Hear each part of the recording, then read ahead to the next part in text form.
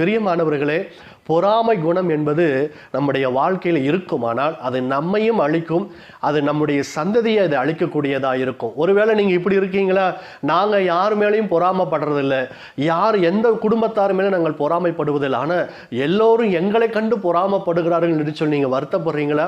நீங்கள் வருத்தப்படாதீங்க. நான் உங்களுக்கு ஒரு விஷயத்தை சொல்லுகிறேன். உங்கள் மேலே எவ்வளவுக்கு அதிகமாக யாரெல்லாம் அதிகமாக உங்கள் மேலே பொறாமைப்படுகிறார்களோ அவர்களுக்கு முன்பதாகவே தேவன் உங்களை இன்னும் மென்மேலும் உயர்த்தி கொண்டே இருப்பார்.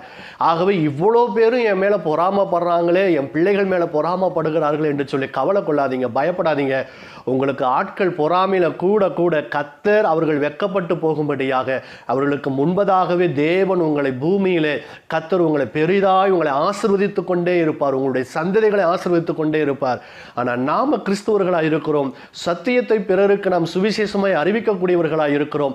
நாம் மற்றவர்கள் மீது பொறாமை கொள்ளாதபடிக்கு, கூட பிறந்தவர்கள் மேல, சொந்த பந்தங்கள் மேல, நண்பர்கள் மேல, அக்கம் பக்கத்தார் மேல பொறாமை கொள்ளாதபடிக்கு நாம் மிகுந்த கவனமாக இருக்கணும். பொறாமை குணம் யாருக்கும் வராது என்று சொல்ல முடியாது. எல்லாருக்கும் அந்த பொறாமை குணமானது சத்துருவானும் மாம்சத்திலிருந்து எழும்ப பண்ணுவான். ஆனால் நாம் என்ன செய்யணும்? இயேசு கிறிஸ்துவின் நாமத்தினாலே அவ்விதமான பொறாமையின் ஆவியை நாம் கடிந்து அதை விரட்டி ஜெபிக்கிற பொழுது அந்த எண்ணத்தை நாம் மேற்கொள்ள முடியும். ஆகவே கர்த்தர் இன்றைக்கு நம்மோடு பேசியிருக்கிறார். இந்த வேத வார்த்தையின்படி நம்ம நடப்போம். கர்த்தர் நம்மை வழி நடத்துவாராக. ஜெபிக்கலாமா? அன்புள்ள தகப்பனே, இந்த நாளிலும் கர்த்தர் எங்களோடு நீர் பேசியிருக்கிறீர். இந்த வார்த்தைகளுக்காக உமக்கு நன்றி செலுத்துகிறோம். தொடர்ந்து இந்த நாளெல்லாம் எங்கள் ஒவ்வொருவரோடும் கர்த்தர் கூட இருந்து ஆண்டவரே நீர் எங்களை வழி நடத்துவீராக.